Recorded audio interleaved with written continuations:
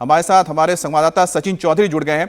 सचिन, दो बहुत ही अहम जानकारी निकलकर सामने आ रही है। पहली चीज है कि आज शपथ ग्रहण होने जा रहा है डिप्टी सीएम का, जो ठीक है। दूसरी बड़ी बात आ रही है, जो शरद पवार ने कह दिया है कि दोनों पार्टियों का मर्जर यानी कि एक होना था। यह बहुत बड़ा बयान शरद पवार की ओर से आया है। क्या अजीत पवार के गुट की ओर से कोई संकेत आया इसको लेके? जी देखिए, मर्जर को लेकर शरद पवार के गुट के जो नेता है वो जब अजीत पवार का अंतिम संस्कार हुआ, वो पंचतत्व में विलीन हो गए, उसके बाद से ही शरद पवार गुट की तरफ से लगातार नेताओं के बयान आए। चाहे हम नरवीर जिरवल की इनकी राजेश टोपी की बात करें, हर्षवर्धन पाटिल की बात करें, जयंत पाटिल की बात करें, फिर कल एकनाथ खड़से ने बयान दिया। उसके बाद तमाम जो उनके नेता है, शशिकांत शिंदे उनके पार्टी के अध्यक्ष है, तमाम नेताओं ने ये बात कही कि मर्जर को लेकर जनवरी में और पिछले 4 महीने से कई सारी मीटिंगें हुई थी और पिछले जनवरी 15-16 तारीख को जो बैठक हुई थी उसमें लगभग मुहर लग चुकी थी और आने वाले ये फरवरी में इसका ऐलान भी करने वाले थे।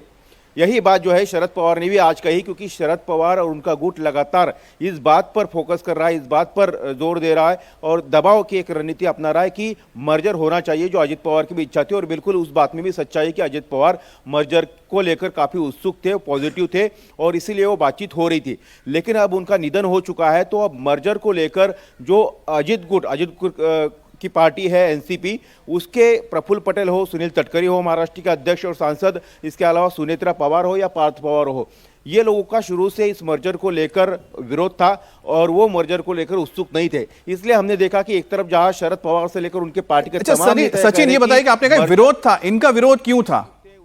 चाहे सुनेत्रा हो, पार्थ हो या फिर प्रफुल्ल पटेल हो। और अब चूंकि उप मुख्यमंत्री वो बनने जा रही हैं, तो ऐसे में जो मर्जर को लेकर उम्मीदें थी वो भी शरद पवार की खत्म होती दिख रही हैं। बिल्कुल, कल ही हमने इस बात का भी जिक्र किया था, बता भी दिया था अपने दर्शकों को कि किस तरह से मर्जर जो है अब खटाई में पड़ सकता है और मर्जर रुक सकता है। देखिए, अगर मैं आपको पूरी एनसीपी की राजनीति, अंदरूनी राजनीति बताऊं विस्तार से, तो शुरू से ही जब एनसीपी अजित पवार जो है वो एनसीपी से अलग हुए, क्योंकि उसके पीछे शरद पवार, प्रफुल्ल पटेल, सुनील तटकरे, धनंजय मुंडे जैसे नेताओं को जिम्मेदार मानते हैं। उनका कहना है कि इनके ही बहकावे में आकर अजित पवार ने जो है वो अलग पार्टी बनाई, वो हमसे जो है अलग हो गए। बीजेपी के प्रेशर के ऊपर इन लोगों ने जो है उनको अजित पवार को अलग करने के लिए जो है कन्विंस किया गया। और शुरू से उनकी दिक्कत थी कि ये लोग जो है अजित पवार को तोड़ेंगे, उनकी पार्टी को तोड़ेंगे, उनको शुरू से पता था। और यही कारण है कि शरद पवार और उनकी पार्टी का रोष भी इन नेताओं पर हमेशा रहा है।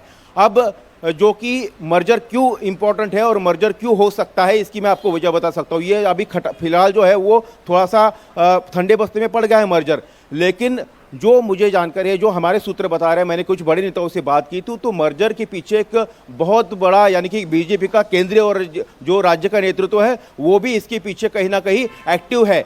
क्योंकि शरद पवार पार्टी के 8 सांसद हैं लोकसभा में और 2 सांसद खुद शरद पवार और उनकी एक सांसद है महिला सांसद, उनका कार्यकाल 3 अप्रैल तक है।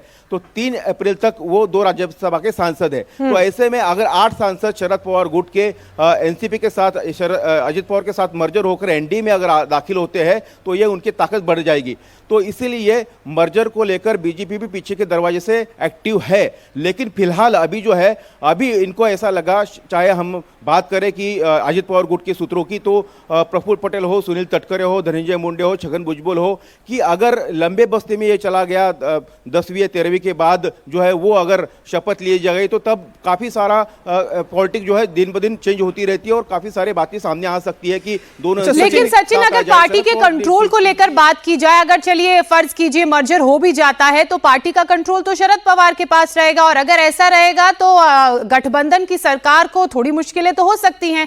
और बीजेपी और शिवसेना शिंदे क्यों चाहेंगे कि वो दिक्कतें पार्टी को हो, पार्टी अनकंफर्टेबल पोजीशन में आए आगे जो आगे चुनाव होंगे उसमें। इसमें देखिए,